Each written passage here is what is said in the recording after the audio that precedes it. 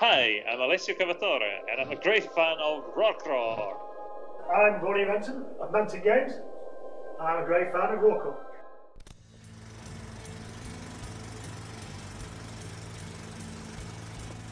What's up, Wargamer? Here's Rocco from Feed Central Studio in Spain.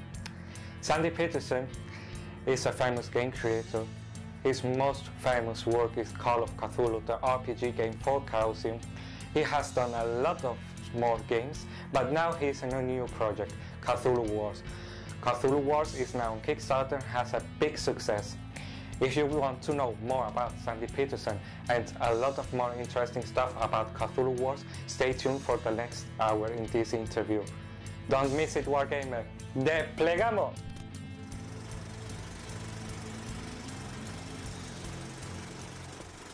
We are here tonight with Sandy Peterson, the creator of Cthulhu Wars, and also for a new company, Green Eyes Games.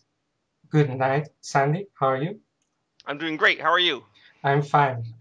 So we have a lot of questions about Cthulhu Wars that have a big success on Kickstarter. But before that, we want people to know a little about you, Sandy. So I will start with some question about you, so you can explain us where you are from and what are you doing. That's fine for you. Okay, well, my name is Sandy Peterson. I have been a professional game designer since 1981. I think it was 1980 when the Call of Cthulhu role-playing game came out that I was the author of. I worked in the paper gaming field until 1988, during which time I worked on basically almost everything Chaosium put out, including the first edition of Richard Lanius's Arkham Horror. 1988, I went to work for the Microprose game company, where I worked, among other things, on the game Civilization, the first computer version of it. And then I went to id Software here in Texas, where I live now, where I was a designer on Doom and Quake and Doom 2. From there, I went to Ensemble Studios. You move through jobs every few years in the video game industry because it's a very volatile industry. And there I worked on the strategy game series, Age of Empires. I worked on all the games in that series, and at the end I finished up working on Halo Wars. I then taught college for a couple of years to graduate students learning about game design. And then I really wanted to go back into the game field, so I came back, and after an initial failure in trying to do iPhone games, I decided to go way back to the roots of Cthulhu and the paper games, and kind of threw everything into this game Cthulhu Wars I'm working on now, and it seems to have hit, so I'm very happy. I actually was kind of planning for this to be my last tabletop game because I needed to go back. I needed to support my family, so I was going to go back into doing video games or something, but working for other people. But Cthulhu Wars seems to have done so well that instead of it being my last game on table, it looks like it's the start of a whole new series of them. So I'm really happy with it. So it's really a great career where you touch different types of the industry, paper, computer, and so on. But I have some really question that goes a little more to your roots, where you were a boy and child. And I think we are also interested in knowing how do you get to know the Lovecraft universe for the first time, because I heard that in that age it was difficult to get to Lovecraft stories. Well, really, two things happened in the early 80s that made Lovecraft more available to people, and one of those, I'm happy to say, was the Call of Cthulhu role-playing game. That helped publicize it. And the other were Stuart Gordon's films, From Beyond and Reanimator. Those kind of popularized Lovecraft as well. So there was the films and there was the game, kind of the same, almost exactly the same time. What happened with me when I was 8 years old, back in the early 60s, my dad gave me a copy of a book that had been printed in 1942, 20 years earlier, and it was a collection of Lovecraft stories. It was actually printed for American soldiers overseas during World War II. I don't know how they thought that would be good for their morale, but it was one of the books that the U.S. military printed, so they would have things to read in their off hours. And I read these stories, and I'd never read any. I read a lot, even as a little kid, and I never read anything like these. These just amazed me. And for about 4 years, I tried to find other sources of Lovecraft stories besides that one book. Couldn't do it. Occasionally I find a collection of stories with one Lovecraft tale. When I was 14, I found out that the local library had a collection of Lovecraft's books under the Arkham House label. So I checked out those from the library and read them, and finally got to read all Lovecraft stories, and that was great. When I turned 16 or 17, my parents took me on a trip to New York City. And at that same time, Ballantine came out with the first ever paperback Lovecraft books. And I had the full series, and I bought them all. And then I finally had Lovecraft. About that same time, the library where I had been checking out the books from to read, I checked them out a couple times a year. They found out that the Arkham House books were actually extremely valuable, worth hundreds of dollars, because they'd been out of print so long. And so they put them in the locked book selection, so I wasn't able to get those anymore. But I didn't care, because now I had the paperbacks. And that was, so really for 8 to 10 years, I spent a lot of my time trying to search out Lovecraft books and find them and uncover them and figure out where they were and what was going on with this. And no one else I knew anything about them. So I felt like really, when I read a Lovecraft story and the hero was going on a quest to find some ancient rotten tome full of dark secrets, that's kind of what I was doing the whole time. I was uncovering my own quest to get it. So that made Lovecraft to me always something like hidden wisdom, something special that I and only a few other people knew about. And so now more people know about it, and I love that, because I was always I try to get my friends to read Lovecraft, and they'd read a story and say, "This is creepy. I don't want to read this." And I was the only person, so it was very interesting time growing up. And now that Lovecraft is well known, I guess we're still not anywhere near a majority of the people, but there's enough of us that we can find each other and talk it over and enjoy the same jokes, the same stories, the same horrors, and I really appreciate that. Yes, it's really. Also, you started first with the Lovecraft, and I suppose you started then because the time period you could know Dungeons and Dragons when it was first published. Yes, I bought the very first edition of Dungeons and Dragons back in December 1973.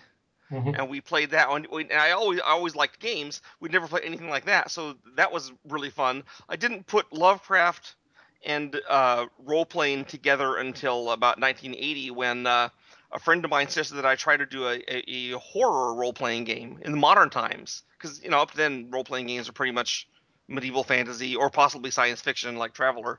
So I put one together and kind of worked it out, and then I contacted Chaosium with some of my ideas, and they wanted me to do a whole Lovecraft role-playing game. I was really excited about that. Mm-hmm. I was a newlywed. We were living in an apartment while I went to school, and I spent a year typing it up on an old-fashioned typewriter, and getting everything together, and that was quite an interesting time. I'd be playtesting the game with people and seeing what they thought, and nobody had ever played anything like it, because it's very different from most role-playing games, as you know. Mm-hmm. Yes. Because your characters don't get stronger over time, and if anything, they get weaker. You don't have lots of combat, because the weakest creature in the game is probably a cultist by definition, and he's just as strong as you are, right? Because he's a human. So there's not. You can't go beat up the bad guys. You have to use your brains, and it was a different approach. I had to figure out a whole new way of trying to do adventures, because you can't do a dungeon crawl in Call of Cthulhu. You'd just be annihilated, Yes, I know. So, with that co-work with Chaosium, you published in 1981. This is the Spanish version called Cthulhu. Yep. La Llamada de Cthulhu. Yes, that is the Spanish. And they have, I think, been really respectful with your writing. It's everything inside. Oh yeah, look, I still have hair in that picture. Yes. That's old. There are your forewords here, and I think this edition is really nice. And yeah, I think, is that the edition I wrote just for Spain? I don't know if that's just for Spain. I know they had me write something just for Spain. maybe it's that. That is a thank you. Can't remember, right? It's but It's a thank you in that way. And there are two notes from you, one on the left and one on the right. So I think one maybe the exclusive note here for Spain. Yeah. And it's really a nice work, I think, for the role-playing games. This is one that time doesn't pass by at least. It's joyful to play, easy to learn, and also easy to explain for people that want to start playing. You don't have to mess with them with complicated character sheets. You don't have them to No, explain. the characters are very easy to make, which is good because they don't often have a long lifespan. Yes, that's true. That's true. And I had really great time with this game. Mm-hmm. And that's all. Thank you. How do you feel about this game? We can say 22 years after you wrote it. Well, it is. It's more like 30 years now in America. Yes, 30. Yeah. Sorry. I'll say I've done a lot of games since then, and I've done games that have sold millions more copies than Call of Cthulhu. Right? I mean, Age of Empires 2: The Age of Kings sold about 8 million, 10 million copies. Doom has sold millions. Quake sold millions. But you know what? When I go to conventions or when I'm invited to conventions, it's never because of those other games. It's always because of Cthulhu. Yes. That's the game people remember and love me for. The people that play Halo Wars, the people that play Civilization. I mean, they would like me well enough, but that's not what they aren't. They aren't my beloved. They aren't the guys I hang out with and talk with and have fun with. It's the guys that play Call of Cthulhu. So that's my roots. Those are my people, and I'm their people. So that's I guess I don't know any other thing than that. We're the ones that connect, and so. And how was its development? It was easy. You have to think about that. Maybe your first game. So how was its development? Was it difficult? Was it stressful? Had you a lot of fun making it? Well, it was. I mean, it wasn't. It was my first published game, but of course, I'd been working on games, for me and my friends for some time. We tried little variants of things. So this was the first game I was trying to write for publication. It was hard because I had a number of issues. Like I had to figure out how to make the characters act like a character in a horror movie or a Lovecraft story. They had to be able to go crazy. They had to not just see one of these horrible monsters and then say, well, I guess I'll pull out the flamethrower to fight the Shoggoth. They had to act like it shook them up. And so this is where the sanity system eventually came from, that made just seeing the monster or being in its presence be a problem. You couldn't just shrug it off. It was a terror in existence. I also had to work out what the great old. One of the things about Lovecraft stories is, or any horror stories, is like quite often there's not much of a description of the creatures. It was a horror beyond belief, and maybe it had tentacles. And so I had to figure out game statistics for these, and that warred with making them scary. So because if you know too much about it, if you say, well, it has 6 hit dice and 7 points of armor, then it's like it kind of becomes a list of numbers. So I was trying to make the monsters seem really terrifying, and yet they still had to have enough game stats to play with. Mm-hmm. So there was always that balancing issue going on. And then of course ultimately you end up with the cosmic monsters like Cthulhu, and how do you display them? And then with Cthulhu, I wrote them up 2 different ways. And then sent them both to Chaosium, and then they published. Then I thought they would pick one of them, and they published them both. So, but then they eventually, in later editions, kind of got their act together and had just one system. So at one point, I had them be more like special effects rather than creatures with stats, and they published the special effects and the stats. So that was unusual. Yes. Okay. So with Chaosium, you have a large trajectory working with them. You also worked. I don't know, you worked or it's your creation, the first Arkham Horror. Today it's really famous because Fantasy Flight made the new edition. Yes. I didn't create the first Arkham Horror, but I helped edit and develop it. Richard Launius was the designer. Okay. But I did work. My name's on the box, as one of the developers, and so I take pride in that. I think Richard Launius did a great job on the original. I think he did a great job on the Fantasy Flight version, and of course, like I said, the new one is a huge hit. So. Yes, it's a really huge hit. Yes. So. Then you said as you worked also in the video game industry. And for that, I would really know what you treasure most of what you did for the video game industry, because you worked in a lot of games and you have been involved not only in the games, but talking to the community and asking questions, ask to Sandy and so on. So Yes. what do you treasure more about this part of the video game Well, era? the Ask Sandy thread on that, which was on Heaven Games for years, was one of my favorite things to do. I loved that. I guess the two things that were most important for me in there was I got to participate with id Software in developing the very first first-person shooter games to be popular: Doom, Doom 2, and Quake, and that was profound to be there when those games. Of course, they transformed the face of the hobby, right? And I got to play a small part of them. I did most of the levels for both Doom and Doom 2. I designed the levels, I named the monsters, I named the levels, I figured out the stats of the monsters. Of course, the artists and programmers did like the bulk of the work, but I had my part. And then for years at Ensemble Studios, I worked on balancing and creating strategy games, real-time strategy games, and developing them and advancing the science of those. I think that was a big part in me. Like when I finally started working on Cthulhu Wars, like that gave me quite a solid backing in strategy games. So those were things. But if I had to ask what the most pleasant thing was I did during my time in the video games, it had to be the Ask Sandy thread. I loved that. That was really fun. Occasionally, I got jumped on by our own community organizers at Ensemble Studios because I'd give away too much information to the fans they wanted to keep secret. Because I was pro fan, I wanted to let these guys know things. Yeah, that's all right. So I can assure you, I myself have a lot of games. I have Hollow Wars, I have Doom, the original Doom of the 5 diskettes Oh yeah. with the little box. I have that stored, and that don't get wasted. And I have also Age of Empires and some other games. So I have seen you working a lot of working a lot of games, video games and board games. How much do you think that you have been influenced by H.P. Lovecraft's story and everything he wrote? Because used to use some names, including the Age of Empires things, there is a unique Miskatonic. How was it? A unit. Indian, yes, the Scout.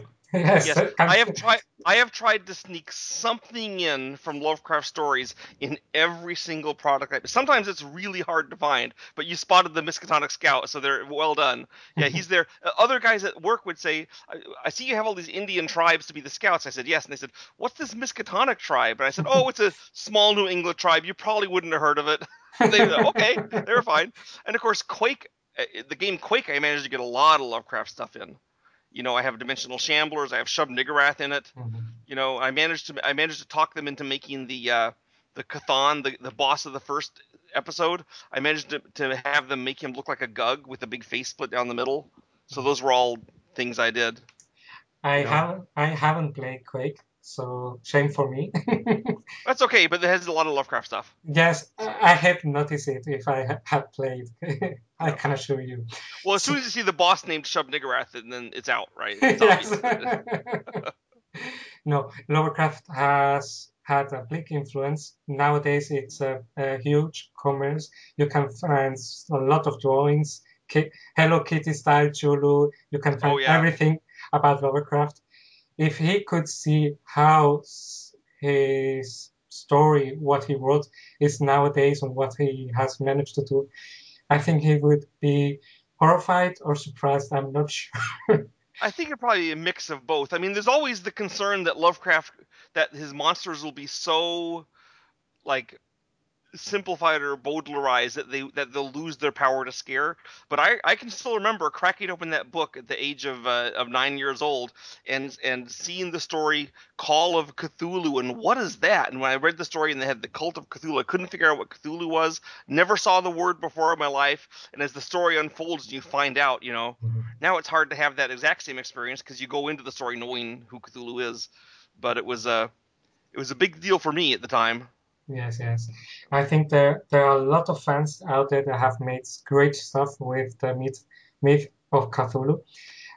I can recall a short film, 40 minutes. It isn't a short film, but that was made in America, black and white, really nice. Yes, the silent movie by Yes. HBLHS. Yes, I actually was involved with them as an executive producer on their second movie, which is The Whisperer in Darkness, I should which is also black and white, but it has sound because you can't have a movie called The Whisperer in Darkness without sound. We do have a version with Spanish subtitles. No, But, the main version has Spanish subtitles, yes, and it even comes in Blu-ray. So I will give a look to it. I'm very proud of it. I say I'm the executive producer, but really I only had made a financial contribution. I didn't actually make any artistic input, and I didn't ask for any, and they did a great job. If you liked the Call of Cthulhu silent film, I think you'd really like Whisperer in Darkness. The music is great. The acting is superb. You know, it's really creepy, ominous as it builds up to the final terror of the Migo. Yes, I think they managed to make something that big Hollywood movies or other movies with more budget didn't get to capture the essence of the story of Lovecraft. That's all. I think the format they're using, silent movies, black and white, suits perfectly. Yeah. It was well the first one was silent because it was supposed to be the way the movie would be if it was filmed in 1927 when the story The Call of Cthulhu was written. Yes. And then the second one, which is Whisper in Darkness, was filmed as though it was made in 1931, which is when that story was written. So the characters dress in 1931 outfits, and they do have sounds, and they fly a biplane, and it's that was kind of the idea of the HPLHS for doing that. Sean Branney and those guys. So Yes. I really think they did a good job on the film. And I appear in the credits as a brain cylinder test subject. Yes. So I was quite happy as I heard that Guillermo del Toro would make a Chulu movie because I don't know if you have seen in. Man, I really wanted him to make that. I felt so bad when that got yanked. Yes. I'm a big Guillermo del Toro fan. I think what he managed to do with the movie Inside the Labyrinth, I don't know how it's translated in Pan's English. Labyrinth. It's Pan's Labyrinth in English. Pan's Labyrinth. So I think this ambient he can make with mixing magic with the Spanish Civil War, it's really fantastic, and I think he is one that could capture really make a myth of Cthulhu movie. Oh, I was really excited for him and John Carpenter working together on Mountains of Madness. That was sad. I also loved The Devil's Backbone, which he did. Mm-hmm. Also set in the Spanish Civil War, it's one of my favorite vampire movies is Kronos. If you've seen that one. No, I haven't. It's set in Mexico, but it's terrific. Yes. So we have I think we have now a really good picture about you, what you have done. So let's talk about the main matter in this interview, Cthulhu Wars. Okay. So did you decide to use the Kickstarter platform for your game instead of another way? Well, at the time I had been the source of support for a iPhone company for about a year, trying to get them started off the ground, and it had completely failed. So I was totally out of funds. We were literally living on our retirement. So I said, okay, I don't have any money. And then I got together with my partners, and I put together this game. One of the partners is the artist. You've seen his glorious art that he did for the game. Richard Long did all the art. For Cthulhu Wars, that's all him. Mm-hmm. And then a business partner, Rob Atkins, who put us together and helped. He put together the video and stuff. So I got to get the game, worked out the game rules, made some little pieces and put together and played it. And we all really liked the game, but it's extremely difficult for a person on his own to submit a game to a game manufacturer and have them produce it. As you know, no one wants to accept outside designs under normal. Even though I'm well known as a designer, I hadn't done a board game for 20 years or more. So they were natural. Basically, I was unable to get the funds needed to produce the game. I had faith in the game. I'd kind of put my soul into it, and I really liked the game. Everyone I played it with really liked it, and so I thought, if this game was able to go out there and be produced, I think a lot of people would like it. So we got together. We got Ian Brumby from Fenris Games to do the actual sculpts of the miniatures. We sent him me and Richard Long. Richard Long drew the concepts under my jurisdiction, and we sent them to Ian. And so Ian did all that without expecting to get paid on the back end, right? He wanted to work with me because he knew about my game, Call of Cthulhu. He'd done some excellent figures for Call of Cthulhu, Deep Ones and Migo and stuff. And so the Kickstarter platform was really the only way we could get the wherewithal to publish the game. We didn't have the money to do it ourselves. It was a large. Also, I visioned the game as a very massive game, like a huge game, and so that's the part of the problem. It simply would cost more money up front to publish, and I didn't want to shrink the vision because, well, at the time I thought this is going to be my last game I was going to do for Cthulhu, so I wanted to make sure my legacy would be a really cool game. So I wanted all the components to be really high quality and all the things to be really solid and the miniatures to be massive. And so if you've seen them, they're like the biggest miniatures that ever. In fact, Wendy, could you bring me Cthulhu? I'm talking to my wife. She's going to bring me the Cthulhu figure. I can show you the size of it in my hand. I have seen quite a lot of videos in YouTube. They look really, really good. People playing. Mm-hmm. So I think the game system looks fun, looks fast to play. There isn't much time between one player gets to turn to play. So that's really nice. Yeah, I don't like waiting for my turn. So I like having the turns go snap, snap, snap. And so that was kind of part of the figure. Yeah. So basically a lot of I love Arkham Horror, but a lot of the game was from the game. Sorry, my wife is not figuring out which Cthulhu figure. It's the box is right there. I'm sure you have not only one Cthulhu. Yes, but there's only one I want to show you. yes, you have. I would also like, have this Cthulhu. I said no. This is like this. Have you seen? Whoa, it's really amazing. Yes, I like this sculpt a lot. Have you see the detail on the head there? Yes, really nice. He paints up really well.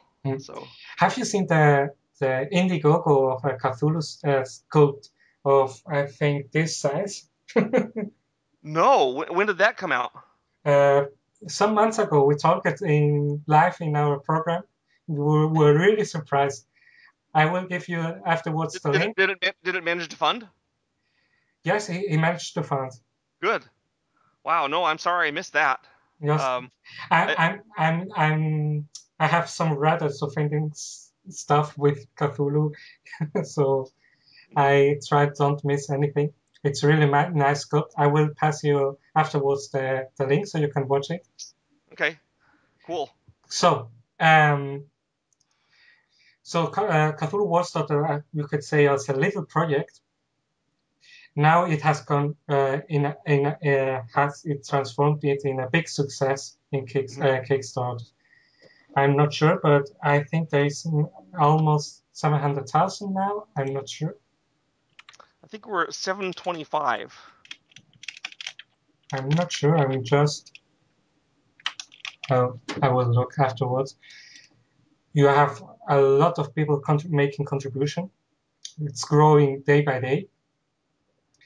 And the main question is: did you expect that huge success? Because you started with the basic game, but you have now, I think, 10 expansions? Yeah, something like that. Depending on how you count them, there might be as many as 17. What happened is we were not prepared for this level of success. We thought we would get maybe a couple $100,000, $300,000, enough to basically pay off the Kickstarter people, and then have a few no money left over for us, but some copies of the game left over to then attempt to sell to stores. And so we had already planned ahead for the 3 expansion factions, and these have been in playtest for months. The Opener of the Way, the Sleeper, and the Windwalker. So those are pretty much a done deal, but they're not in the basic game because then the basic game would cost even more, and so. But they're all tested, and then I have been in the process of testing some of the map expansion, some of the other things. But then we thought we'd have time. Well, the game will do okay, and then we'll release these other expansions down the line a little bit, maybe near the end of the Kickstarter. When we get close to $300,000, they'll start releasing some. But then we hit $300,000 like in 2 or 3 days, and then we had to then we'd run out of then we had to quick say, okay, well, here's all the expansions we're planning to do, but we hadn't planned how to put them, I mean, I had them all on paper, right? and with some playtest, but they weren't. We hadn't planned how to put them in the stretch goals, so we had to go frantic trying to like put them in there. So we kind of just like slammed them in, and look, here's the stuff that we're gonna have, and it's all there now. And then we're trying. Then we have others that I was planning to do well. Other expansions I was planning to do well down the line. You know, like next year, the year after, maybe we do these expansions, but instead we're accelerating that because we want to reward the people. Yes. If we have the money to publish them now, we should publish them now because that's what the Kickstarter money's for. It's to get the games into the hands of the fans, right? Right. So we want to use it all for that, and so we're moving ahead on new expansions and new new figures and new creatures and new great old ones and everything. And so that's it all accelerated the process a lot. So we thought it would be more of a gradual growth, but instead it's like an explosion, which is good, right? So yes, it's good. Yes. So how do you feel about all this big success? Do you feel stressed? Do you feel happy, overwhelmed? It is. It fills me with a great deal of stress, but it is a happy stress. It's much better than getting stressed because it was a failure. You know what I mean? Yes, I know. And actually, last fall, I did another Kickstarter for Cthulhu World Combat, which is kind of like the board game, except for the iPhone. And that was just an abject failure. We got like 5% of what we needed. It flopped completely. So I've been on the failure end. And it turns out that people like the idea of a board game with figures like this a lot more than a phone game. So that's good to know, Yes, it's always good to know. I think you have nailed it with the concept and the miniatures and how everything looks. It's really perfect.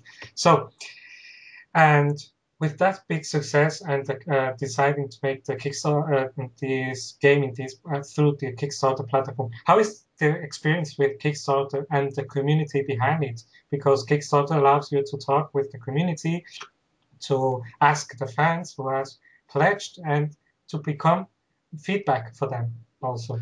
Well, I'm told that we are really, really active in talking to our fans, more so than most Kickstarters. I mean, I've supported other Kickstarter projects, but I never messaged the owners. I just gave them the money and expected to get my product. I like the fact you can talk to the fans. I mean, obviously there's some people that just want to have more and more stuff for free, even if it would bankrupt the Kickstarter. And then there's other guys who were really understanding, and I let those guys fight it out themselves. But it's really good to have direct feedback from the people that are supporting the Kickstarter, and that aspect of Kickstarter I like a lot. Kickstarter was nice enough to put us up as a staff pick right away, which I liked too. That was kind of nice. So, Cthulhu Wars, it's a board game based in the Lovecraft myth. Yes. But what other influence has this game, or what else could we find in it for influence? Well, the basic idea behind it was that always in the Lovecraft stories, you're trying to stop the Great Old Ones from coming back, or like the main story is there's a threat the Great Old One might come back, and he never really returns, and you stop him before he returns. And I wanted to have a game where you get to play with all the toys, where you get the monsters are back and they have all the powers and all the monsters, and they're all there in force. And so that aspect was from the Cthulhu universe. I said, this is going to be the end times. Cthulhu's come back. He's cleaning off the earth. Let's find out who rules the ruins. And the other influence was the strategy games that I love to play. Games like Mare Nostrum and Antique and Serenissima and History of the World and all these games where there's strategy games, players going together, matching forces against one another on the battlefield and having a good time. And so I kind of said, why not put those together where I can have Cthulhu directly fighting Nyarlathotep? I mean, how fun would that be? And that's kind of where the whole thing came from. The other thing is that I really like, because I spent so many years working on the Age of Empires, Age of Mythology, Halo Wars series, I really like the idea of asymmetric games. And that actually might go back to Cosmic Encounters back in the 70s. But I love games that are not symmetrical, where there is the different players have different abilities and different concepts, and they win different ways. And so I really wanted to apply that to this game. and so that's in there very strongly. So all of the factions are very different from each other. They have different strategies. They interact in different ways. They have different spells. They just don't. Cthulhu has a certain personality in the game, which is nothing at all like the way the yellow sign is portrayed, and I like that. And apparently other people like it too. It's so. So, talking more about Cthulhu Wars. Where is it? Let's talk about shortly. I think a lot of people already know how to play, but to make a little resume of how the mechanic works, what's it in that game, how you begin the turn, how you move, everything. So quickly. Well, yeah. Okay. In short, what it is. In short, yes. The turn. Yeah. The turn starts off. You earn power from your cultists and gates you control. You get a certain amount of power. There's a few other things that give you power, but you determine the power. That's the amount of power you're going to have for the rest of the turn. And you have a power track on your faction card where you put a little marker and you move on. Then there is, during the turn, when it's your turn to go, you do one action. This normally costs you 1 or more points of power. It could cost you more. I think the most anyone ever pays is like 10, but that'd be a lot. So you pay your power, and then you do one action. So you might battle, or you might summon a new monster, or you might recruit a cultist, or you might build a gate, or you might move something. And then it goes to the next player. He does, or she does, one action. Then the next player does one action, and it keeps going around in circle, everyone doing one action at a time. So your individual turn is very short. They come to your turn and say, what are you doing? You say, I'm recruiting a cultist here. You put them on the board, bam, your turn's done. Next person, what are you doing? He says, well, I'm going to move this monster over here. Next person. And he says, well, I'm going to go here and desecrate the countryside, or whatever whatever his action is. And it keeps going around until everyone's out of power. If you run out of power early, then you sit there and watch while the other guys can come, molest your units. But usually the game ends, the turn is over pretty fast. While you're doing these actions, you're earning things we call elder signs. You are earning doom points on the doom tracker. And when you get the doom tracker, the doom points up to 20, you immediately win the game. Awesome. So that's what's going on. There's combat, but it's all based on your one action. So your first action round, you might move Cthulhu and 2 monsters into a space where there's the enemy. Then he takes a turn. Then it comes around back to you again. Your second action, I'm declaring battle in this action. You do a battle, you roll some dice to figure out who wins. Then it goes on the next action. Then you take over the gate or whatever. So it's all a quick-paced game. You have time to get up and go off and get a beer or a soda or something. You don't have to. I'm not saying it's a light game. There's a lot of strategy, but it's a light-hearted game, if you know what I mean. It's fun. Yes. You don't feel like you've been through a grueling session of. Yes, it's a really fast-paced game and simple in rules. So the complexity of the game resides in the abilities and what can each player do with the different factions and the difference between them. The basic rules of the game are fairly straightforward. They're I don't know if you're familiar with Chaos in the Old World, for example, or Mare Nostrum. Our rules are simpler than either of those games, but the interactions are really complex because the factions are very different and have basically they have nothing in common with each other. They all have a Great Old One, but the Great Old One has different special abilities. The factions have their own unique special abilities. They have different. One of the main keys of the game is you earn spell books by getting what kind of achievements. For example, Cthulhu gets a spell book by getting 3 gates in ocean areas. Then he gets a spell book. And Nyarlathotep gets a spell book for capturing an enemy cultist. The Yellow Sign gets a spell book for desecrating North or South America. So everyone has, the Black Goat gets a spell book for sacrificing 2 of his cultists. So you have to do these different things. And when you do that thing, you get a spell book. So they all have different requirements. And then once they get the spell books have different abilities. And each faction has 6 spell books, and none of the spell books overlap at all. They're all completely different. So the powers that you have as Cthulhu are just don't match up in any way with the powers you have as Nyarlathotep or Black Goat. And that's part of the fun of the game, because not only do you have different strategies you can do as Cthulhu, but those different strategies will react in different ways with the other players, depending on what strategies they pick. And so there's a lot of different things you can do. And the more experienced players, one of the ways that you get better at the game is knowing what all the abilities of the other factions are. So if you see the Black Goat get the Groth spellbook, for example, you say, okay, he's got Groth. That means he's going to be able to kill my cultists from afar. by invoking the Groth spell. So I have to be ready for him killing cultists, so that's the way the game works. Mm-hmm. And the first time you play, they're going to use all these weird powers. You're not going to be ready for it. But Yes, you have this game has a clear learning curve with each of the factions, so right, that sounds really cool. Well, it is. It's fun to learn the factions and figure. And usually, when a person plays it for the first time, then they immediately want to play it again. And often they want to play the same faction because they want to try them a different way. But sometimes they look at some other faction. I want to be that faction now and see what I can do with him. And that's part of the fun, right? So. Mm-hmm. So after this resume of the rules and the game system, what is the most outstanding quality of the game? What do you think that it makes really different from any game in the market? What is that quality? I think the quality that makes it different. Well, it has a lot of qualities that are shared with other games. Obviously, it's fast to play. There's other games that are fast to play. It's really fast to set up, but there's other games that are fast to set up.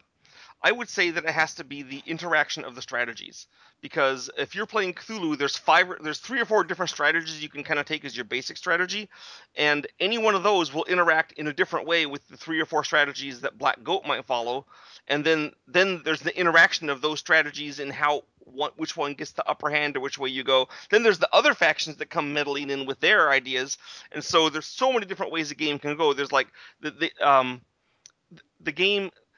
I know there's been in one turn you can be the powerhouse of the game with 21 power to spend on all your actions, which is a huge amount of power. And the next turn you could be down to 7 because you just got corrupted, or you could go from 7 up to 21 in a turn by changing things around. So there's quick changes. It's not like a slow ramp to power. In fact, usually the person that wins the game at the end, at the time he wins, he's almost eliminated off the map, because when they saw him winning, they came and attacked him and tried to beat him down. And it's a race then if he can pull off enough rituals of annihilation to win before they destroy him. And sometimes they can. Usually they can, and then he's beat down, and then they start going off to win. But sometimes he times it right, and he's able to finish winning just before they wipe him out. So it's like a race to the finish each time, which makes the game more fun, Yeah. So the winner isn't the powerhouse with all the monsters. The winner is the guy who's been being destroyed, because he was a powerhouse once, and then he started using this power to do to win the game instead of expanding his. So it's kind of cool, like in the Lord of the Rings, when all is lost, then they throw the ring into the furnace and they win. Yes. It's much more exciting than one guy just ramping up his way to victory. No, that's true. It's a lot more exciting. It's really passionate how you explain everything, and the system is really interesting.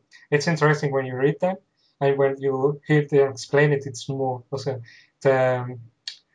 I have a lot of desire to play the game because it sounds really fun, and this sort of game. Come on down to Texas. I'll play it with you. It's a far away travel until there. You'll love it here. Yeah, we have plenty of people that speak Spanish. My wife speaks Spanish. Oh, I don't have any problem speaking English, as you have noticed. I speak also other languages, so I don't have much problem with that. So, well, we did go to Barcelona a few years ago, my wife and I, for a game convention there, and my wife said, "Well, I speak Spanish, I'll be fine." But of course, in Barcelona, they don't just speak Spanish. No, they speak Catalonian. Yes, which we were clueless on that. So,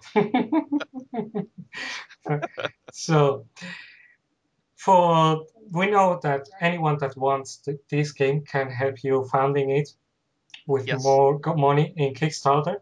But what if someone can or will wait until he can play it in his local store, so he can help also the storekeeper here? When will it be on the market?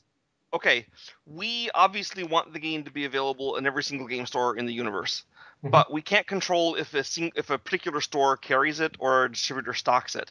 I'm guessing it's a massive game. It costs a lot of money. I'm guessing that at least some of the smaller game stores may not stock it, just because it's they can't afford to. We don't know how big all the print runs are going to be. I mean, we hope that's tens of thousands of print runs that last forever, but we don't know for sure. We do plan to make everything available, well, except for there's Kickstarter exclusives. Those aren't going to be available in stores, right? But those are not gameplay items. Those are like the extra plastic gates and custom dice. So we do plan to have these things be available in stores, but like I said, we can't. I mean, it's not in our power to force a store to carry our game. Yes, but do you know a date? Would it could be possible? We're planning. Our current plan is that we'll be shipping the basic game and the opener of the way and the Kickstarter exclusives in December. Okay. And the idea is that would also be when we're trying to get them to the stores, because it's right for send them all. Christmas. Yeah, that's our goal. And then some of the later expansions, the map expansions, probably won't be till the first quarter of 2014. And then there'll probably be expansions after that in the second quarter of 2014. And then at that point, the game may be enough of a success that we'll have even more, you know. But I mean, the way the Arkham House, that Arkham Horror has 1 million expansions, we would love to emulate that success. Even though our game is about as different from Arkham Horror as it can be and still be a Cthulhu game. Yes, it's a lot of difference. Yes. The first difference that I become in mind is that your game is really fast to set up. Arkham Horror, you take takes of forever. Yes, and I love Arkham Horror, but it takes a long time. Our game, literally, you're all set up in 30 seconds. Yeah. I mean, you take your guys, put them on the map, good to go. It's really fast. Another difference is that we're fast to play. Yeah. When I was in Portland, I ran at a convention. I ran the game 5 times in 9 hours, and in between each game, I had to explain the rules to a new set of brand new players. We still got 5 games in 9 hours, so it's about 90 minutes to play, which is, as you know, shorter than Arkham Horror. Yes, I know. But Arkham Horror is slow to set up and slow to put it back in the box. I have gameplays that last really few time because it went crazy. People didn't do things that they're supposed to do, and we lost in seconds. Yes, right. So this gameplay that lasts half hours. You set up 40 minutes, back in the box 40 minutes, half hour play it, and you say, okay. At least Cthulhu Wars doesn't have that setup problem. We do take up a lot of space on the tabletop, but like Arkham Horror. Yes. But maybe not quite as much as if you get all the expansions to Arkham Horror. That's a big game when you get all the stuff out. In Cthulhu Wars, the expansion, will they add some new stuff on the maps, expand them, or how will it work? Because so for example, Arkham Horror, you can put all together. Yeah. I know. That's not how Cthulhu Wars works. What happens with Cthulhu Wars is if you get the faction expansions are just new factions you can play on the map. So instead of being Cthulhu, you can be Yogg-Sothoth. Okay, so that just changes out that adds more. Obviously, it adds more variety to the game because each time you can play with different great old ones, and it's you can try different strategies. Now then, there's the map expansions, which currently we have 3 of those, and these are not added to the regular map. These are in instead of the regular map. So if you play on Yuggoth, then you won't use your normal map. You'll just use the Yuggoth map. You can play with the Yuggoth rules. And so again, it's a way of switching out the game and adding variety. I'm a really big fan of variety. Yes. And I'm not a big fan of having things that take a lot longer to play. So, the idea is that if you play the Yuggoth map, it's about the same length of time to play, maybe slightly longer because it has the Watcher of the Green Pyramid, which tends to kill everyone and kind of set you back. But it's basically the same game with new strategy elements. So we have things, for example, we've added or not added, but we already had this plan, but there's the lesser great old ones, the add-on great old ones like Yig and Atlatnacha and Abhoth. And the idea behind these is that you'll pick from a selection. Right now we have 9 of those available. And you'll pick from a selection of the 9. You'll say, well, we're going to have 3 of them in this game. We're going to have 2 of them in this game. You pick some of them out, and then in that game, those 2 will be available. And the next time you play, you might pick a different 2, or you have 3 and they're a different one, or whatever you want. So the idea is that if you sit down to play a game of Cthulhu Wars for the evening with your friends, you're probably going to play it 2 or 3 times. Yes. Okay, because it's quick to play, and so the idea is that each time you play it, it's a different experience because not only can you have different factions, you can have different maps, you can have different great old ones coming on, and so it's instead of just being the game Cthulhu Wars, it's almost more like it's a collection of Cthulhu Wars games, and each one can be a different thing. Yes. And that's the idea. That's a great quality of game that not only that he is fast to play. It is also important that the game is as interesting that the people doesn't notice the pass of time. If the player doesn't notice how much time it has passed, that happens a lot with role-playing games. When you Yes. play, you sit down on 12 and you say, looks out the window. Oh, it's now night, dark. Oh, Yes, that happened to me just last night. I was running my role-playing campaign with my friends, and we're getting ready to go into this next place where the mummy's tomb is, and the player said, "Wait, it's 11:30." I said, "What? How did it get so late?" yes. And we're all now older guys. We don't want to stay up till 3 a.m. in the morning. Well, let's finish this next week. And I go, "Oh, all right." I had not noticed. So yeah, I know Yes, just what you mean. that's very important. If the game is fast as yours and it has this quality too, then it allows to play a lot of plays in one night or one afternoon. That's really great. So these questions are more oriented for the international people that watches us. Okay. So will be the game translated in other languages? Yes. Yes. Yes. Do you have some in plan? Currently, we have translators lined up for French and German, and I'm sure we will have Spanish ones shortly. Mhm. I mean, frankly, there is a lot of access. Like I said, my wife speaks Spanish and reads Yes. it, so we should have that all coming on. The plan is to have it translated into as many languages as we possibly can. Actually, I spend a lot of time in Europe. I go to more European conventions than American ones, so I have a lot of fans and friends in Europe. So I really want to make sure that it's available there. We want to have an Italian version, Mhm. There are really big conventions in Germany about Yeah, board the games. Essen. Essen, Yeah, it's exactly. in October. I'm not going to be able to make it this year, I don't think, but I maybe think it's next. one of the most important conference here in Europe, Essen. Yeah, I know it's huge. Last year before last, I went to the Lucca convention in Italy. That was pretty big, Mhm. but I know Essen is the giant board game convention. Yes. Also, what can you tell us about the shipping cost and fees for foreign countries outside the USA? What can we Okay. expect and what have we? I know you have some news for the Yeah. people that are Yes. outside. So Okay. So right now, what we have as news is first, the game is heavy. The game it weighs 8 pounds. Okay. And so if you go to the Kickstarter, it will say add $45 if you're outside the U.S. And that actually it costs us $60 to ship it. So we're just eating 15 of the dollars of shipping. Now I know there's other costs besides shipping for Europeans. You have VAT and you have um, import taxes and stuff. And yes, so we've discovered that if we declare it as the value of merchandise instead of as there's a way we can declare the value of it that it will not be taxed as heavily, and we're going to do that. And in addition, we're working with a European distribution point to ship to, and then it'll be shipped from there inside Europe. But we don't want to announce that officially until we have that completely lined up, so we don't have to mhm, change it. But the idea is that before the end of the Kickstarter, we will be able to. We didn't know anything about this stuff before we started the Kickstarter. We'd never done a Kickstarter where we had to ship to Europe, right? So I'd only so, worked in video games, and so I had no idea about the labyrinthine bureaucracy that is the EU's customs service. But yes. so as soon as we have absolutely firm stuff, we are talking to people that know how to do it, and we have places lined up, and we should have something really firm on that within a week. So Okay. yes, there is now the Kickstarter. I haven't found it here. So second, 30 days until it finished. Yes, 13 days. 13, sorry, and there are now 2,978 bakers, almost 3,000 bakers. That's a Yes. lot of people. Yes. And a lot of them are from Europe, so we want to Yes, make those people happy as possible. We want more.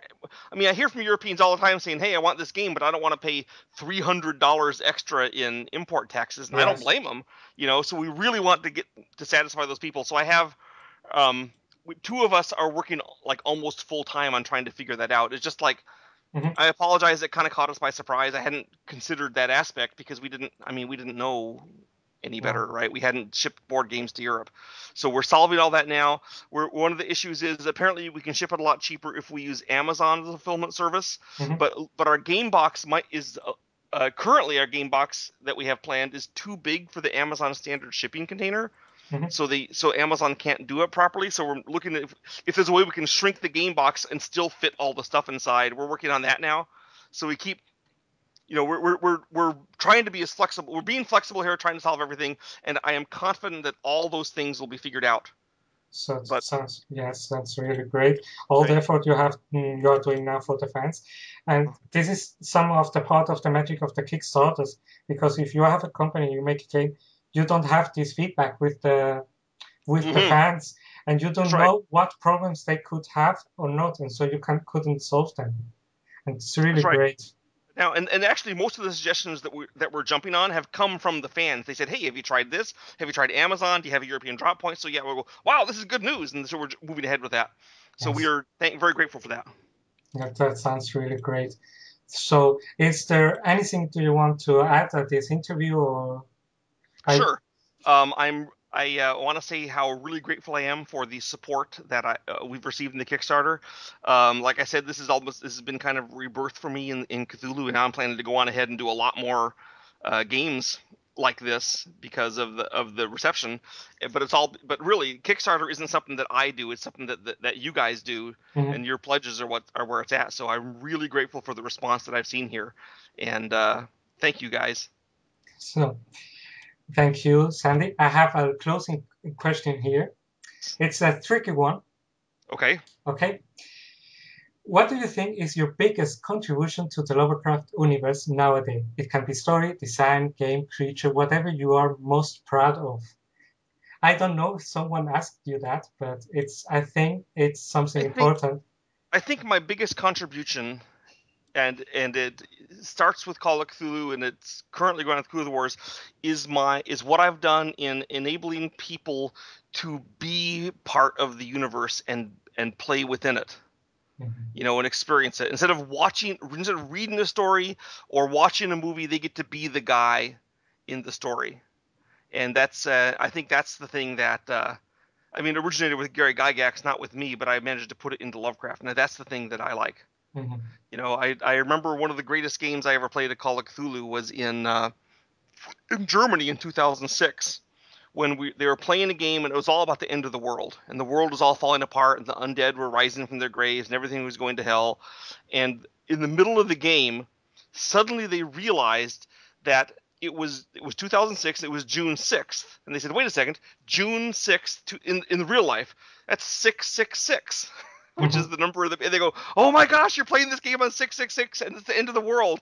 And they just all the players freaked out, and it was a great time. It was at a convention in Dry-ish. And so that was the kind of thing you wouldn't get in a movie or a story, you know. But we got it in person at the game, and that was good times. So, thank you very much, Sandy, for being this afternoon night for me. With us here talking about your game and your career. It's a great pleasure for me. I have the honor to interview you, and I had a really great time talking with you more closely about your project and yourself. Thank you very much. Okay. Thank you. Okay. And good night.